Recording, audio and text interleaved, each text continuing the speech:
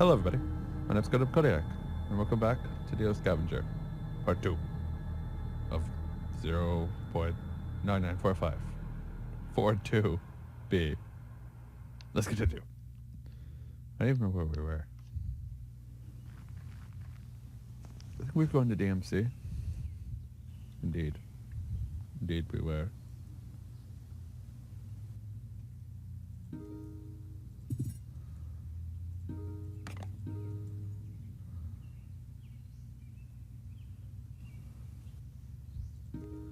Dun dun. Dun dun dun dun. Nothing. Lame.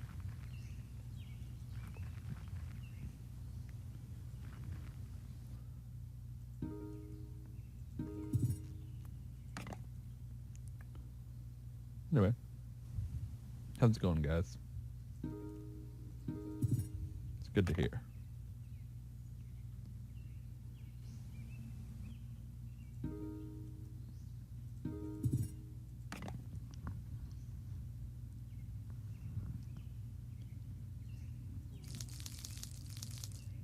Ketchup.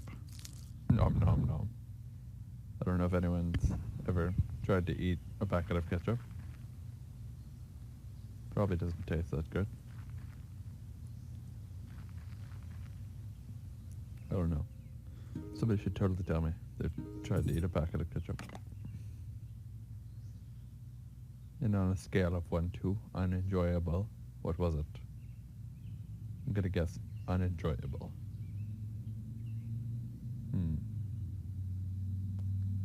I will accept those pants.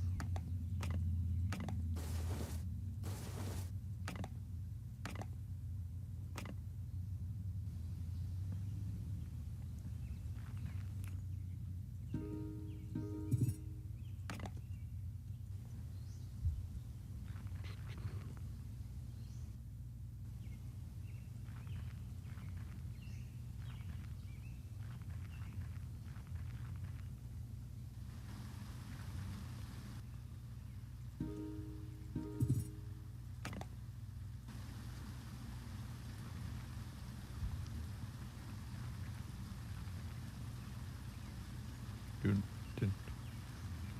This game doesn't give you a lot to talk about. You just kind of hear going, I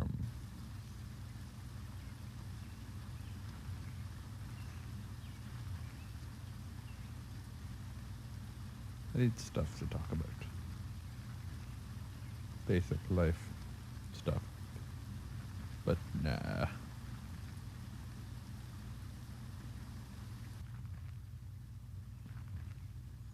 Oops. I clicked too fast. Do the first one. Well, no, I put my hand down and I hit the space bar. I was just like, hehe. Where do astronauts go to drink? The space bar.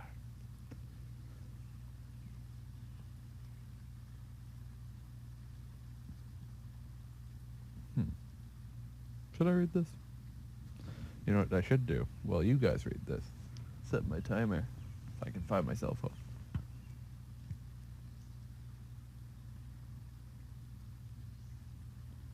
This one will not be an hour long. I have other stuff to record today.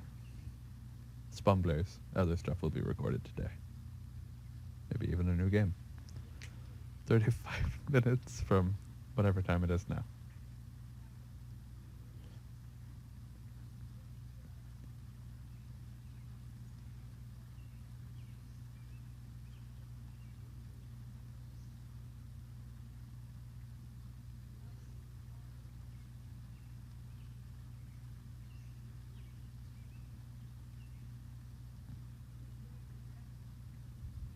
Cornerstones, several floors up.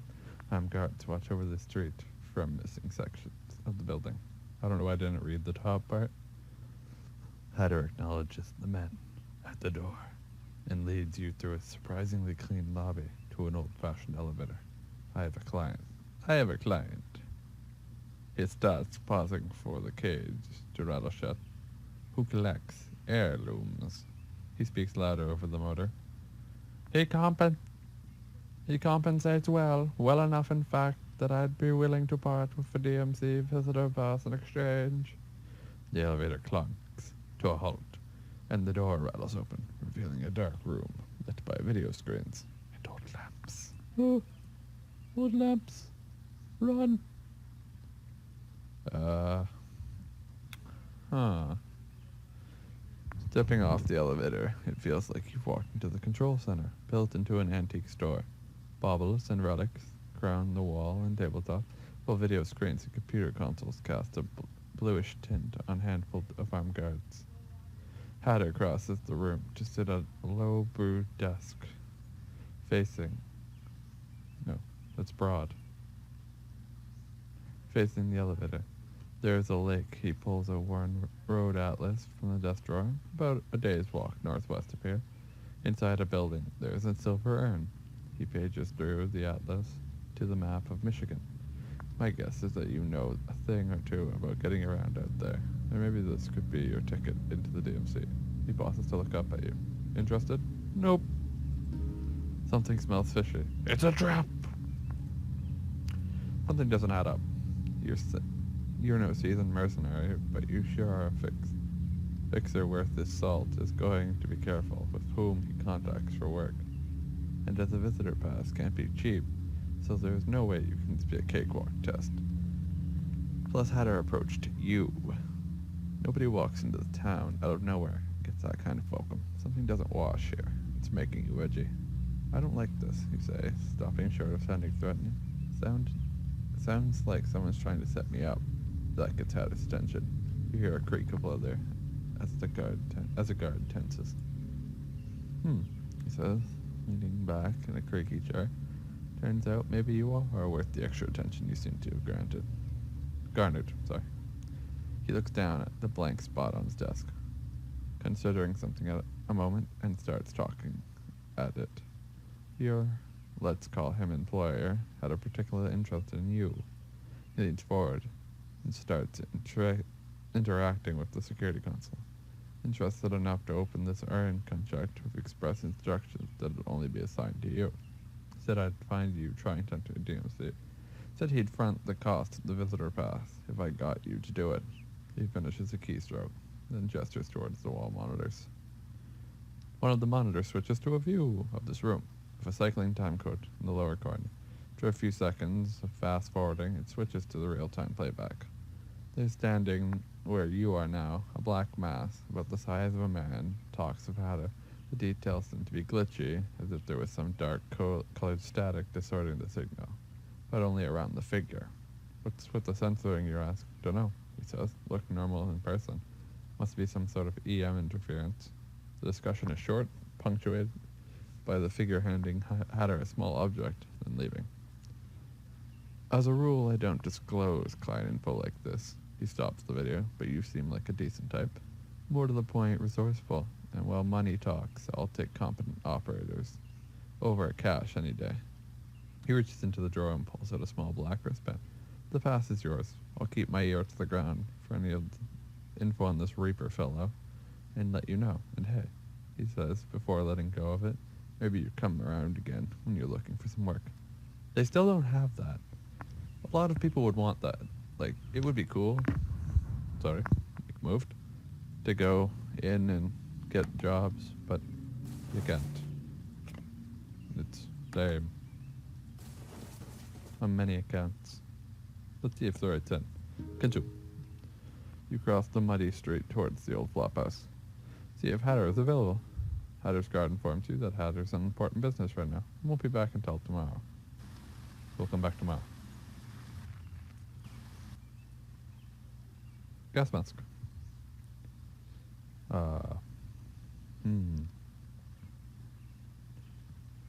Should sell that. One of these guns. Which gun? Huh. I'll sell this one.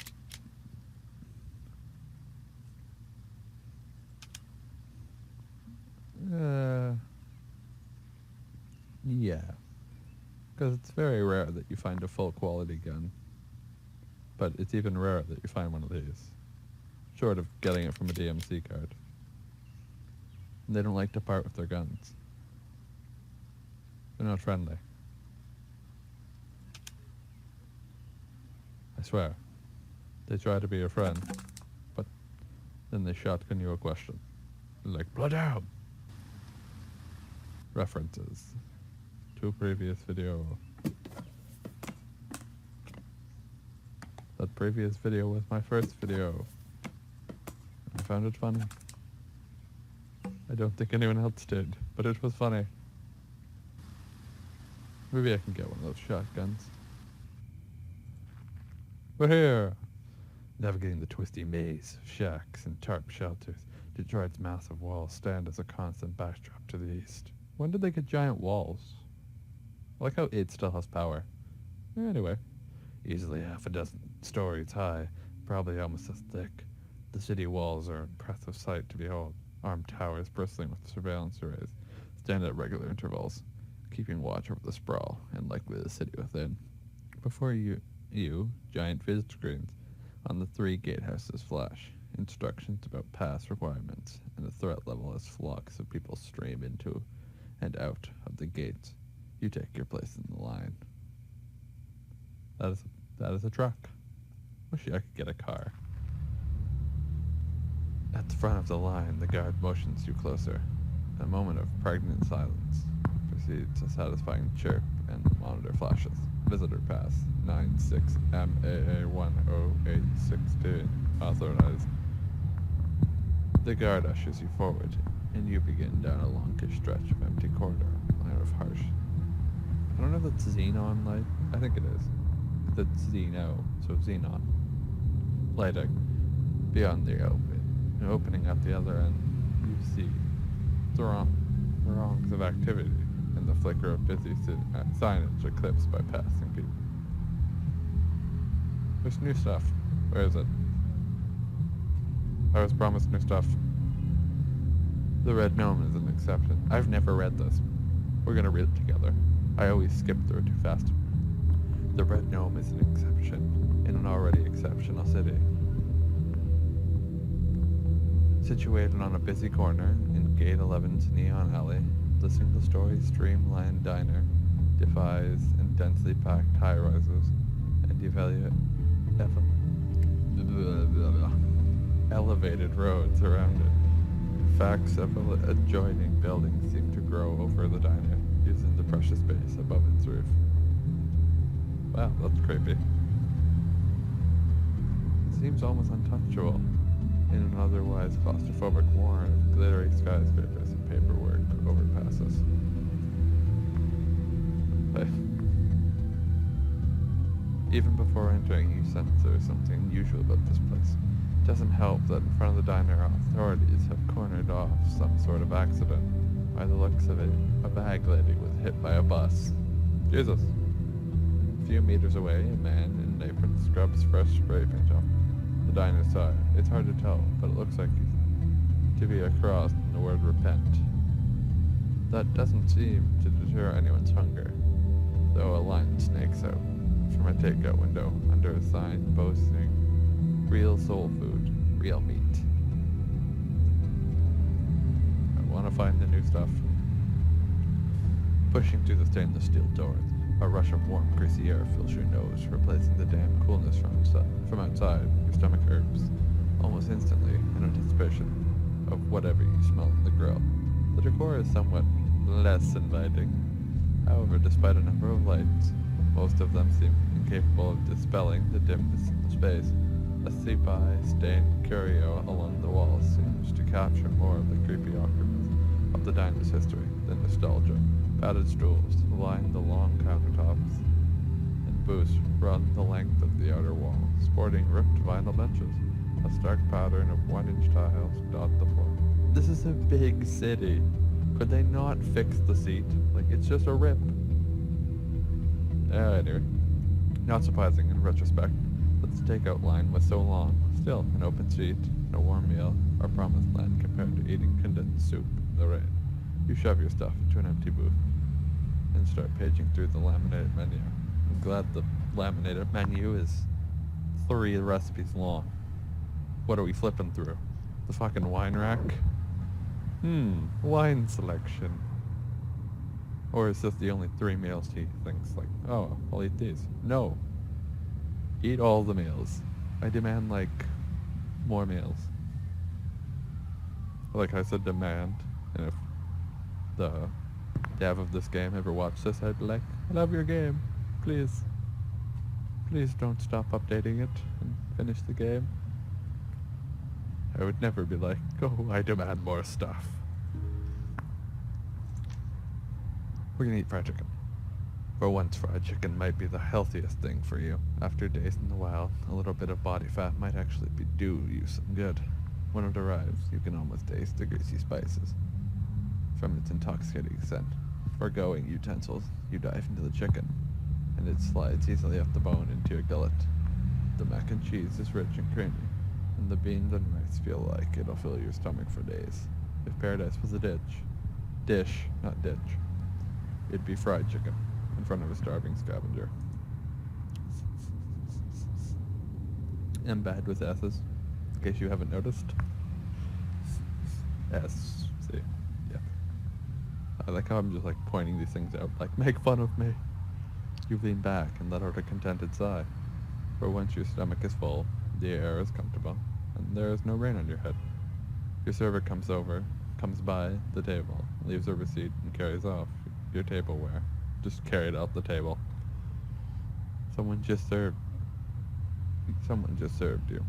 It's going to be hard facing the wilderness again after this. You turn the receipt over, and under some scribbling, it reads $24.50. We shall pay. It's a hefty price for a plate, but the brickload of food in your stomach will definitely last a while. Brickload,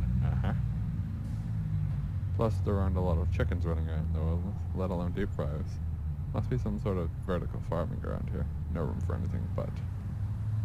You pay up the meal, then a thought occurs. Do people still tip? They do, if you want to come back. Whether tipping is still the rule or not, you have a feeling that you'll be back here again. Can't hurt to leave a good impression. You dole out a bit of extra food. I don't know if that was fixed, but I don't want to test it. Because you can get, if you don't leave a tip, you get in like trouble, I think. I still want to find this new place. Arriving at the concrete forest apartment, you immediately see the resemblance towering structures stand at regular intervals, like giant artificial trees, crisscrossing laundry lines, string lights, and Contra Code balcony modifications complete the illusion. Below the ground is an organic patchwork of community gardens and trash heaps, cluttered husks of cars and playgrounds, those who call the forest home, and those who sleep in the shadows. In its shadow. It feels a bit like a street fair, collide over a refugee camp in the ghetto. You step into the block and start looking around. Where is the new stuff at? There's a canteen truck strategically positioned curbside near the main walk. People are lined up at the illuminated side window, and a mixture of steam and smoke stream from its openings. Nearby music booms from where a crowd has gathered. It's all bobbing shoulders and legs from here, but you do see a car's hatchback sticking up from near the center. One of the towers is a C-store at ground level. A lonely few are inside, but it doesn't seem very popular. And there is an imbuctious knockoff vendor barking at passersby.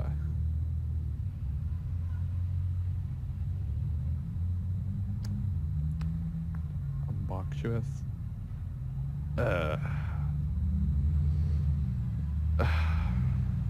Brain. Obnoxious. Brain. Obnoxious. I'm just gonna leave. You decide to leave the concrete forest apartment complex. Where is the new stuff at? I swear it said there's new stuff. You're meant to be able to sleep somewhere. Haggerty Health Clinic is a pretty busy spot. Its proximity to the gate and its mercenary attitude towards clientele ensures that it's a steady stream of business from both inside the DMC and the sprawl. The Double H, as it's often called, offers a wide spectrum of health services. Those included diagnostics, cleaning and dressing of wounds, therapeutics, including robotic suspension treatment, and prescription drugs. There is also an on-site augmentation clinic where patients can elect for prosthetic enhancement, These highly desirable services may require special permits, in addition to the significant price tags. As you cross the street, you can't help but notice the activity on the rooftop. The high-pitched whines of turbines mark the coming and going of hover vehicles, spraying water from the landing pad into a fine mist that rains around the building. A large proportion of vehicles appear to be unaffiliated private ambulance service. Ugh, I don't know what that was. You huddle your shoulders against the spray and duck under the brightly lit, awaiting staggered automatic doors, forming a crude airlock. Swoosh! Open as you approach. Inside the lobby looks a lot like any other clinic. There are banks of attached seats. Blah, I'm not... Oh, whatever. Covering most of the floor and counters for the both receiving patients and dispensing pharmaceuticals. Dominating the right wall near a hallway and elevator bank is an LED sign displaying the currently served customers. Later in number combinations update at random intervals as nurses escort patients to and from the room. You head over to the counter and get your waiting number. It isn't long before the LED lotto calls your number and you are led away for consultation. What service do you require today? Integrity Health offers several elective procedures which involve implanting devices and replacement tissue. Before receiving any such procedures, the patient must undergo preliminary testing for eligibility, as not all patients are good candidates for synthetic implantation or augmentation surgeries. Adam Jensen. I want to be Adam Jensen. Some procedures will require additional testing, and in some cases, special permits or authorization. Boo. You begin speaking with the attendant who reviews your eligibility test result. Fortunately, initial testing seems to indicate that you are eligible for further augmentations of prosthetic. You are given a catalog of procedures currently offered.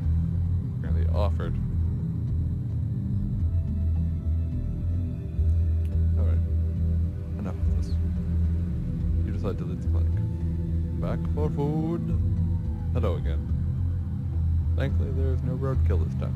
Just the usual line of people outside the taken-out window. You catch the hit of the fire scent.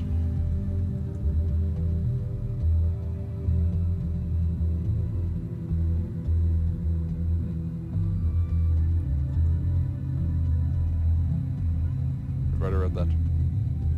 If you skip to this part, go back.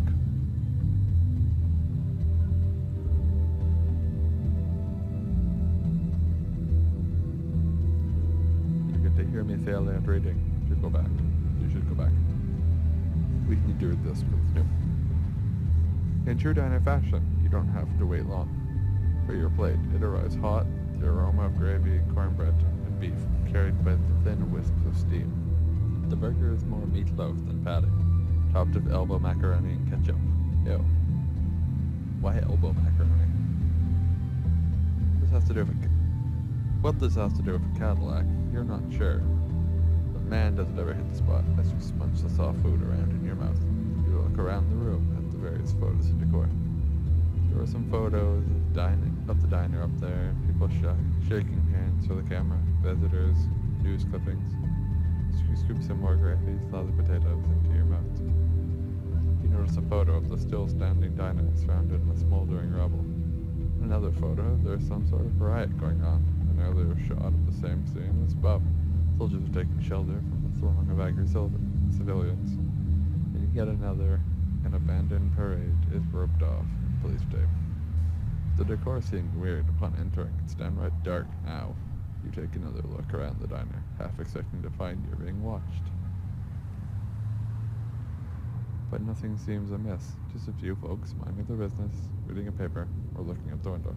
You suppose that bag may be accident. We'll probably make a clipping for the wall at some point.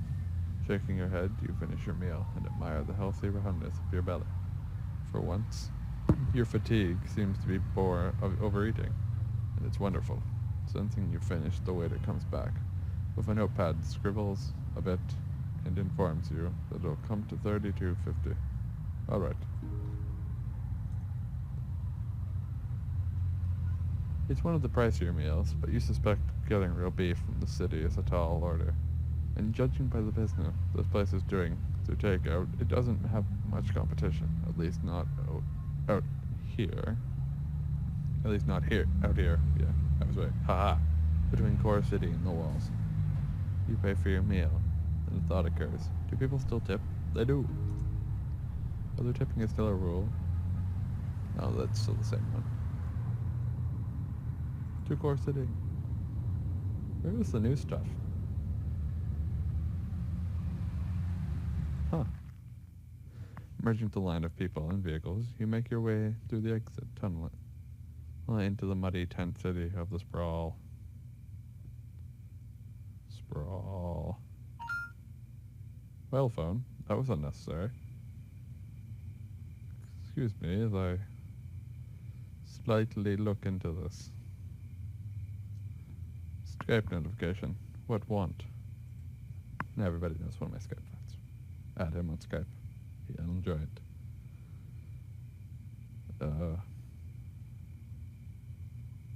I'm seriously looking this stuff up, just so I know.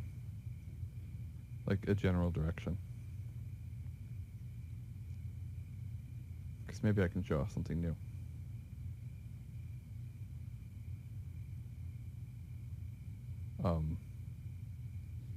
Places of interest.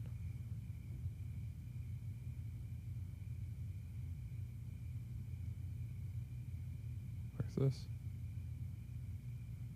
Is it a place?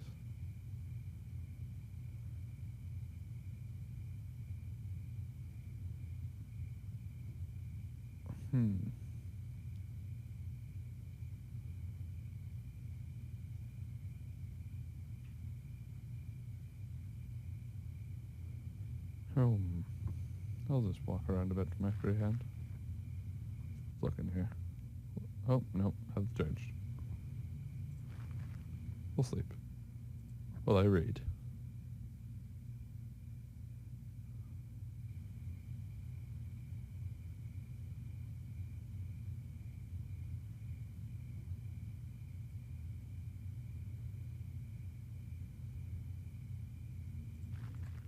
Oh, hi.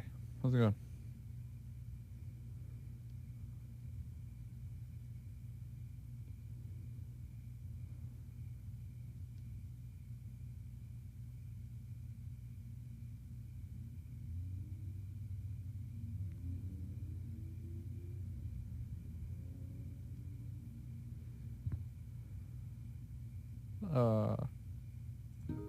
Agreed to ceasefire. Like I'm just reading during a video.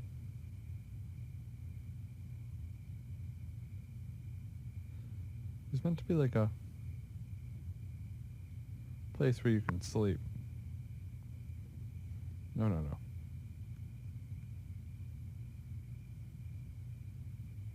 No, stop.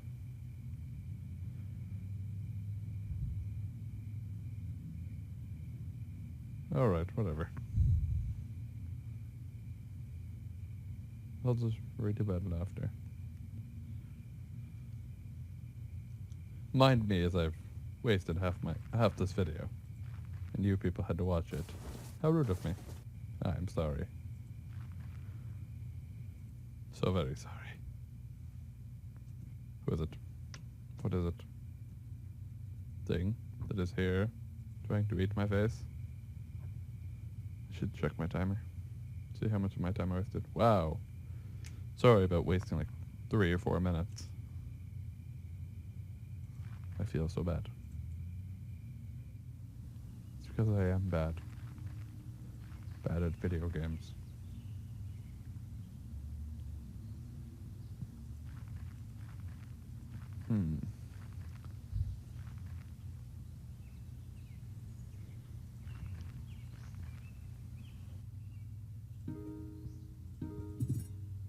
I don't even know how much time I have on this video. I feel like it's a lot. Maybe I should just end the video after wasting so much time. Yeah, I think I might. And I'll record some other stuff with less searching of stuff. So, My timer still had 8 minutes, but I don't know how long I was playing before that. I hope it wasn't like a 20-minute video. I guess I'll find out. Anyway, thank you for watching.